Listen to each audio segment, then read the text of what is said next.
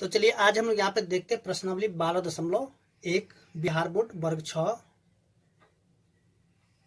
तो देखिए यहाँ पे जो क्वेश्चन नंबर 1 में जो दिया हुआ है, तीलियों से निम्न प्रतिरूप बनाने के लिए आवश्यक तीलियों की संख्या के लिए नियम ज्ञात कीजिए। नियम लिखने के लिए चर का प्रयोग कीजिए।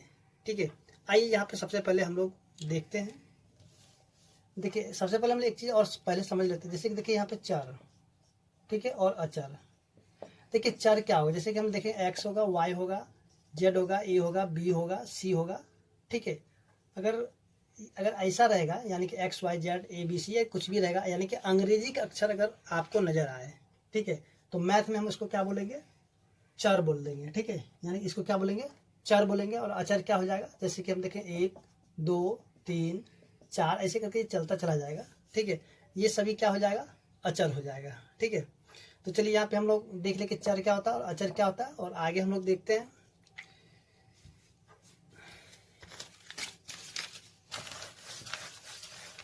देखिए जैसे कि अगर हम यहाँ पे लिखते हैं ए, ठीक है, देखिए जैसे कि हमने इसको लिखा ए। चलिए यहाँ पे हम और भी लिख लेते हैं। चलिए यहाँ पे हम लिख देते हैं ई, ठीक है, और चलिए यहाँ पे एस भी लिख लेते हैं ऐसे करके।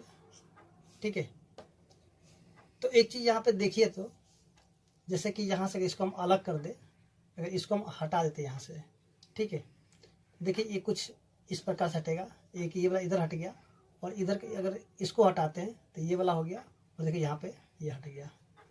तो यहाँ पे हम क्या देखेंगे, चलिए इसको हम यहाँ ले लेते हैं, ये बीच वाला चलिए यहाँ पे आ गया। ठीक है, और इसको भी चलिए हटाते हैं। सबसे पहले ये ऊपर वाला को, तो ये हट गया, नीचे वाला देखिए फिर से यहाँ से हट गया, और ये नीचे वाला फिर यहाँ से, और देखिए यहाँ से क्या यहाँ तक, चलिए यहाँ पे हम एक ले लेते हैं, और यहाँ से लेके यहाँ तक एक ले लिए। ठीक है, चलिए अब इसको भी हटा के देखते हैं। तो ये ऊपर वाला एक हो गया, और इधर से फिर से एक, और ये वाला जो है यहाँ से ये भी एक हो गया, और यहाँ से देखिए ये वाला ये भी एक हो गया, और यहाँ देखिए ये हो गया। ठीक है, तो देखिए ये पहले में मान लीजिए ये क्या है, ये तीली है, क्या यानी माचिस की तीली है। ठीक है, इसको हम क्या समझेंगे, माचिस की तीली। तो देखिए ये ए में, तो ए को बनाने के लिए हमें कितने तीलियों की आवश्यकता हुआ, देखिए तो 1 2 3। ठीक है, 1 2 3 यानी कि इसमें 3 तीलियों की आवश्यकता हो गया। फिर देखिए इसमें कितने तीलियों की आवश्यकता हुआ, 1 2 3 4 5। ठीक है, चलिए इसमें 5 हो गया। फिर देखिए 1 2 3 4 5, चलिए इसमें भी क्या हो गया, 5 हो गया। अब देखिए यहाँ पे एक ए बनाने के लिए हमें कितने तीलियों की संख्या हो गया, यानी एक ए बनाने के लिए हमें 3 तीलियों की आवश्यकता होगा। ठीक है, और मान लीजिए अगर हमें यहाँ पे बनाता 2 ए, ठीक है, तो इसमें तीलियों की संख्या क्या होती है, यानी कि प्लस में 3 हो जाता। और मान लीजिए कि और भी ए बनाना होता, मान लीजिए जैसे कि हम 3 ए बना देते, तो फिर से प्लस में 3। ठीक है, तो देखिए यहाँ पे हम क्या करेंगे, जैसे कि एक ठो हमें ए बनाने के लिए 3 तीली की आवश्यकता है, यहाँ पे हम 3 लिखेंगे। और मान लीजिए हम कितना हमें बनाना है, यानी कि हम मान लीजिए कि एन तक बनाना है, यानी कि एन तक हमें बनाते हैं, हम क्या लिखेंगे यहाँ पे 3n। ठीक है, और एन जो क्या हो जाएगा, एन हो जाएगा यहाँ पे ए जो है, जैसे कि 1 ठो ए 2 ठो ए 3 ठो ए। ठीक है, तो मान लीजिए यहाँ पे 3 ठो ए बनाना है हमें, तो कितने तीली लगेगा, तो 3 गुना में 3 यानी कि 3 3 9। देखिए यहाँ पे 3 3 6 3 9। ठीक है, तो यही इसका नियम हो गया यहाँ से 3n। ठीक है, यानी कि ये वाला नियम हो गया। ठीक है ना, उसी तरीके से अगर हम देखेंगे यहाँ पे, अगर हमें ई बनाना होगा, अगर एक ठो ई बनाएंगे यानी कि 5 तीलियों की आवश्यकता होगा, तो इसमें हम क्या लिख देंगे, इसी का नियम हो जाएगा 5n। अगर हमें एस बनाना होगा तो यहाँ पे कितने तीली की आवश्यकता हो गया, 5, तो यहाँ पे यानी कि हम लिख देंगे 5n। अब मान लीजिए हम यहाँ पे जो है कि 4 ठो एस बनाना होता, ठीक है, ये एस है, यानी कि हमें 4 एस बनाना होता, तो हम क्या लिखते हैं 5 गुना में 4, तो कितने तीलियों की आवश्यकता होता, तो 20 तीलियों की आवश्यकता होता है। ठीक है, तो इसी तरीके से जो है क्वेश्चन नंबर जो कि यहाँ पे 1 जो है दिया हुआ है, हम जो है इसी के सारे बनाएंगे। ठीक है,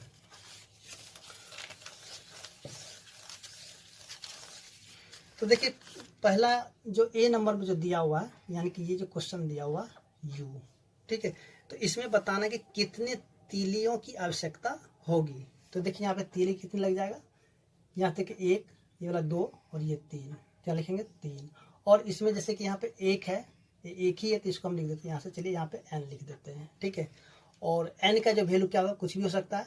आप यहाँ पे आप कितने u बना रहे हैं, मान लीजिए आप 1 बनाए तो 1 होगा, 2 बनाए तो 2 होगा, 3 बनाए तो 3 होगा, 4 बनाए तो 4, जिस तरह से आप बनाते जाइएगा उतना ही आपको यहाँ पे बढ़ते चला जाएगा, ठीक है। उसी तरह हम देखते हैं जो इसका बी नंबर में है, बी नंबर दिया जेड।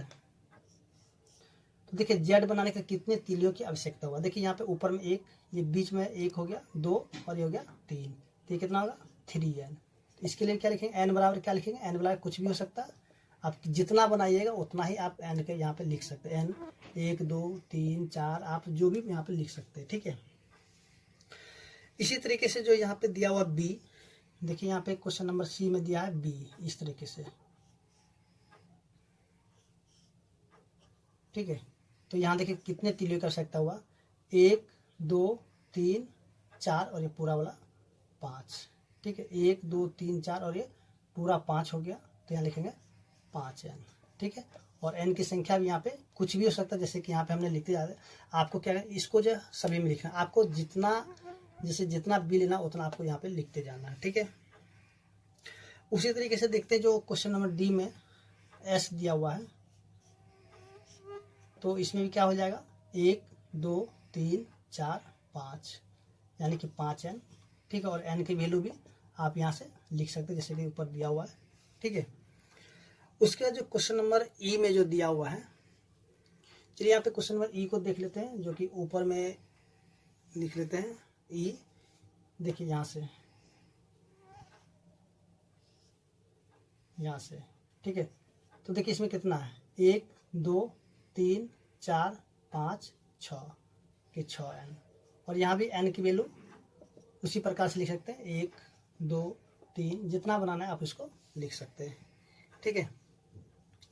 तो इस तरह से हम देखें जो क्वेश्चन नंबर 1 था सॉल्व हो चुका है, और उम्मीद करते हैं कि आपको समझ में आ गया होगा। तो चलिए अब देखते हैं जो क्वेश्चन नंबर 2 दिया हुआ है। देखिए क्वेश्चन नंबर 2 में क्या दिया, गणतंत्र दिवस पर बच्चे सामूहिक ड्रिल का प्रदर्शन कर रहे हैं। एक पंक्ति में 10 बच्चे हैं, यदि पंक्तियों की संख्या ज्ञात हो, ठीक है। चलिए इसको सबसे पहले हम यहाँ से मिटा देते हैं। चलिए यहाँ पे जो क्या है, पंक्तियों की संख्या कितनी है क्वेश्चन नंबर 2 के लिए, सॉरी पंक्ति की संख्या हमें, चलिए यहाँ पे बच्चों की संख्या दिया हुआ,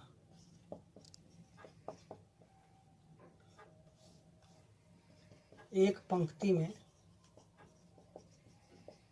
बच्चों की संख्या कितनी है, 10 है, ठीक है। अब देखिए यदि पंक्तियों की संख्या ज्ञात हो तो बच्चों की संख्या प्राप्त करने के लिए क्या नियम है। तो देखिए मान लीजिए कि बच्चों के और यहाँ पे बोल दिया पंक्तियों की संख्या के लिए चर a का प्रयोग करें। चलिए यहाँ पे जो पंक्तियों की संख्या हम क्या करते हैं, लिख देते हैं। यहाँ पे हमें बोल दिया गया है पंक्तियों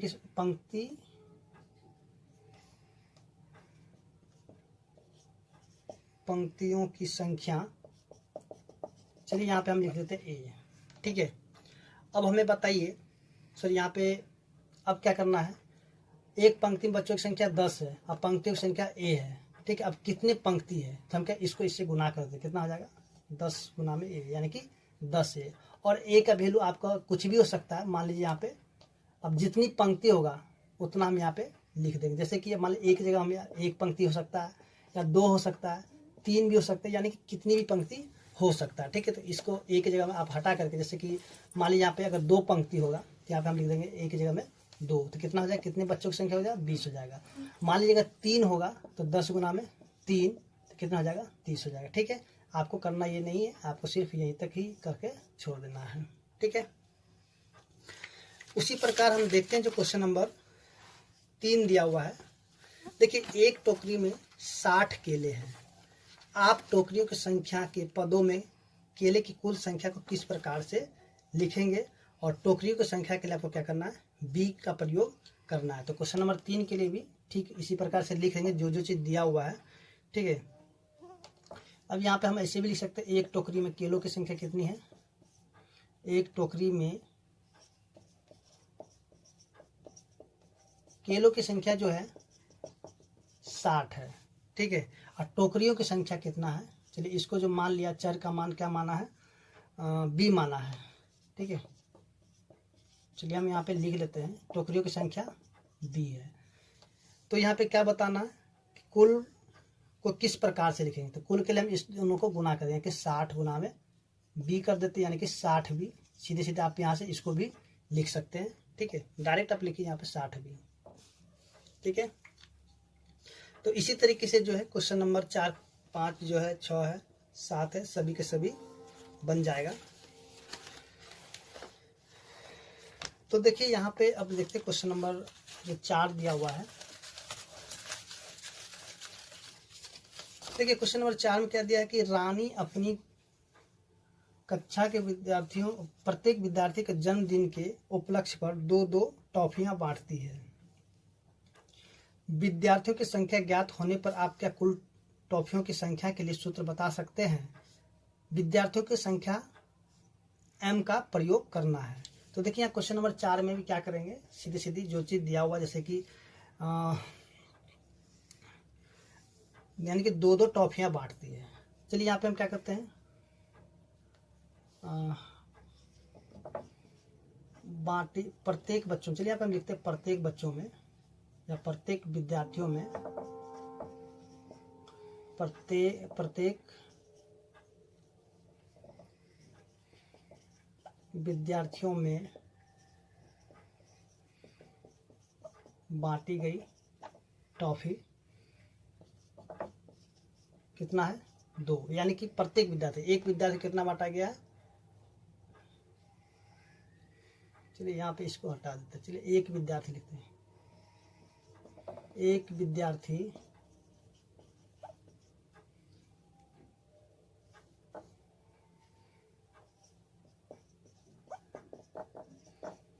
देखिए एक विद्यार्थी को दी गई टॉफी कितना है, 2 है, ठीक है। और चलिए विद्यार्थियों की संख्या को मान लेते हैं m, देखिए दिया हुआ है, विद्यार्थियों की संख्या क्या हो जाएगा, m, ठीक है। तो यहाँ पे हमें सूत्र बताना क्या कि इसको गुना कर देंगे कि 2 गुना में m बराबर में क्या हो जाएगा, क्योंकि हमें यहाँ पे m का प्रयोग करना है चर मान, तो हो जाएगा 2m, ठीक है।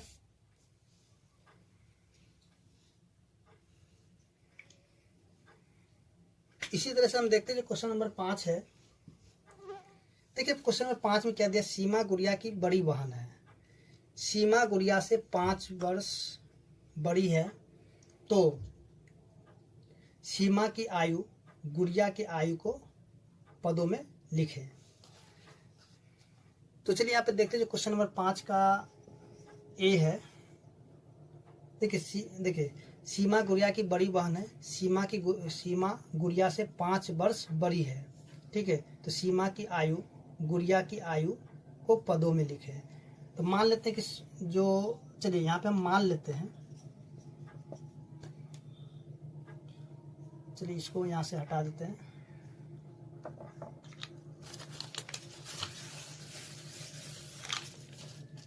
देखिए क्वेश्चन नंबर 5 का ए, ठीक है।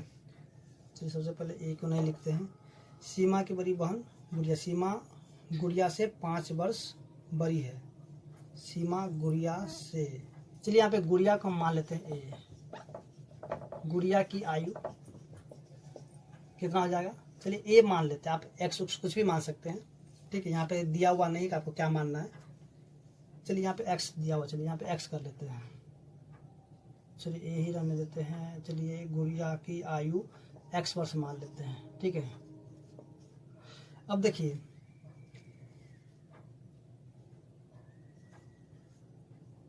सीमा गुड़िया से 5 वर्ष, सीमा गुड़िया से 5 वर्ष बड़ी, चलिए अब यहाँ पे लिखते हैं सीमा की आयु,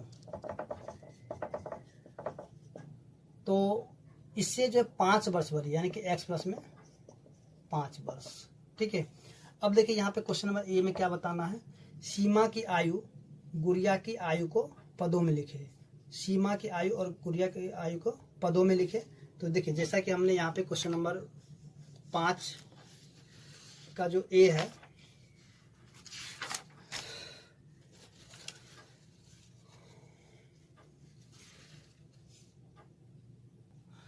तो देखिए जो यहाँ सीमा की आयु गुड़िया कर देती, यहाँ पे हम क्या करते हैं ए नंबर में, जैसे कि हम लिखते हैं, चलिए सीमा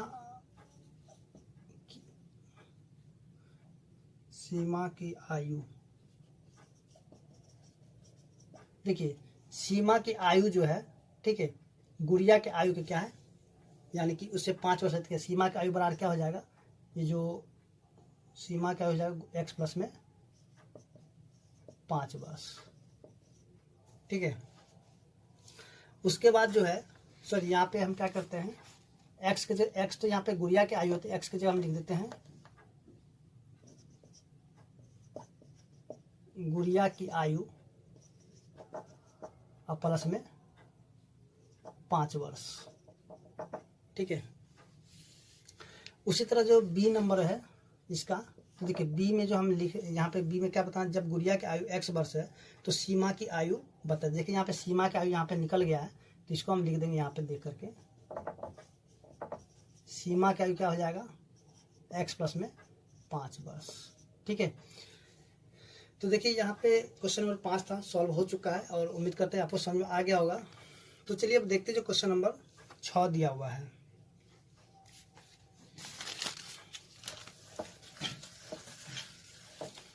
तो देखिए क्वेश्चन नंबर 6 में जो कि दिया हुआ है, अमरूद की टोकरियां में से छोटी टोकरियों में अमरूद को रखा जाना है। अमरूद की बड़ी टोकरियों में से छोटी टोकरियों में अमरूद को रखा जाना है। जब एक बड़ी टोकरी को खाली किया जाता है तो उसके अमरूदों से 3 छोटी टोकरियां भर जाती है और फिर 25 अमरूद शेष रह जाते हैं। यदि एक छोटी टोकरी में अमरूदों की संख्या को x मान लिया जाए तो बड़ी टोकरियों में अमरूदों की संख्या क्या होगी। तो चलिए यहाँ पे क्वेश्चन में जो दिया हुआ है, अब देखिए क्वेश्चन नंबर 6 में क्या दिया हुआ है, यदि छोटी टोकरियों की अमरूदों की संख्या x मान लिया, चलिए यहाँ पे हम लिख लेते हैं, छोटी टोकरियों में